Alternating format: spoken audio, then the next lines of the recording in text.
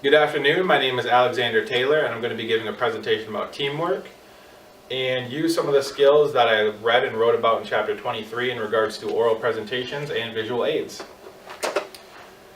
So teamwork, what is teamwork?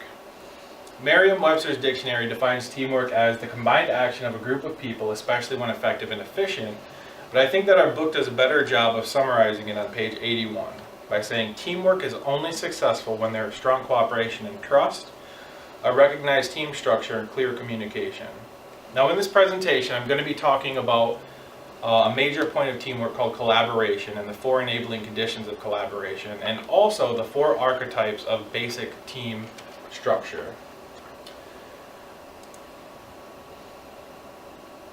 In The Secrets of Great Teamwork by the Harvard Business Review, written in 2016, they wrote about J. Richard Hackman, who studied organizational behavior for 40 years, and how he discovered the 4 enabling conditions of collaboration.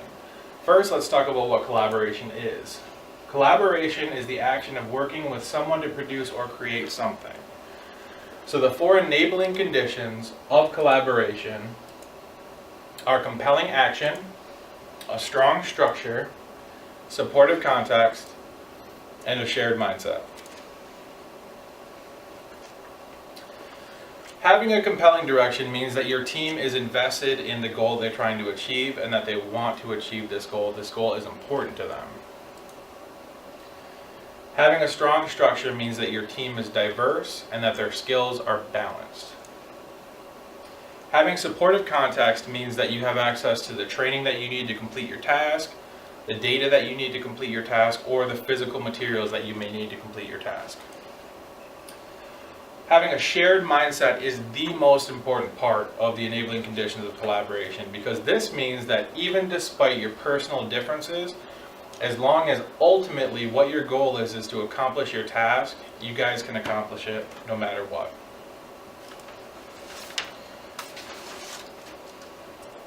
The New Science of Team Chemistry, also by the Harvard Business Review,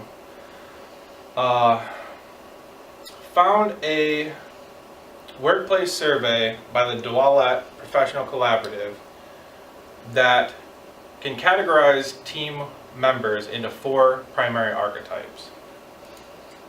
Those 4 primary archetypes are pioneers, guardians, drivers, and integrators. Your pioneers are people that are more big picture minded.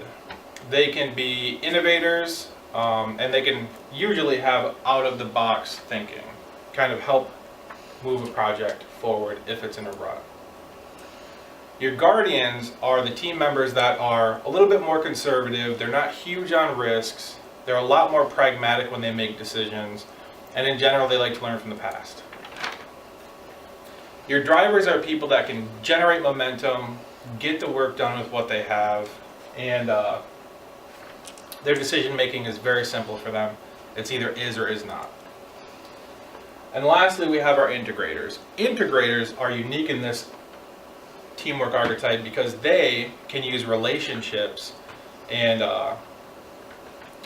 personal or business relationships to complete or assist making a project happen. On the left side of the board here, we have the 4 enabling conditions of collaboration that we talked about in the first section. And on the right side of the board, we have the 4 archetypes of team composition that we just talked about in the second section. And as you can see, they line up quite nicely. So to have a compelling direction, you need to have imagination, which is a trait that the pioneers have. To have a strong structure, you need stability, which is something that the guardians love and crave. To have supportive context basically means that you have resources at your disposal, and the drivers are resourceful and will know how to use those. Shared mindset is all about connections, which the integrators thrive on, because that helps them complete collaboration in any kind of team setting. So as we look at these lined up neatly like this, I think it's easy for each of us to kind of look at this and decide where we fall in these 4. So what I'd like you to do is kind of just figure out where you fall in, and then look at some of the other sections and see if you can take away a little bit from here, here, here, or here to make yourself a more well-rounded member of any team you may find yourself in the future. I want to take a moment and thank everybody for watching my presentation about the enabling conditions of collaboration and team archetypes and general team composition. Hopefully, by my presentation, you can figure out what kind of archetype you align with or fall into. And if you couldn't do that, I provided a link here to monster.com, which offers a condensed version of the Deloitte Collaborative's workplace survey that I mentioned from the Science of Team Chemistry. And that'll kind of give you a better idea. I think it's like a 10-question questionnaire that'll give you a better idea where you place as an archetype. So for me, I took the test and I placed as a driver, which makes sense because I've always been resourceful when it comes to a team setting. And it's always easy for me to make decisions, and I'm usually quick about it, even under great pressure.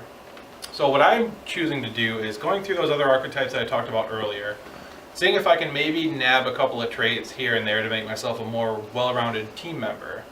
I think one of the things that I'm personally going to focus on is trying to steal some of the traits from the integrators.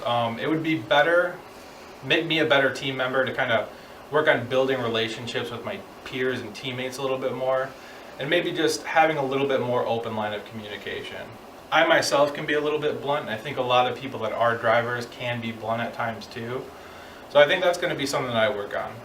Hopefully, you take the time to take the personality test, and you look at some of the other archetypes and try to make yourself a little bit more well-rounded in a team setting. So I just want to thank you again, and everyone have a great weekend.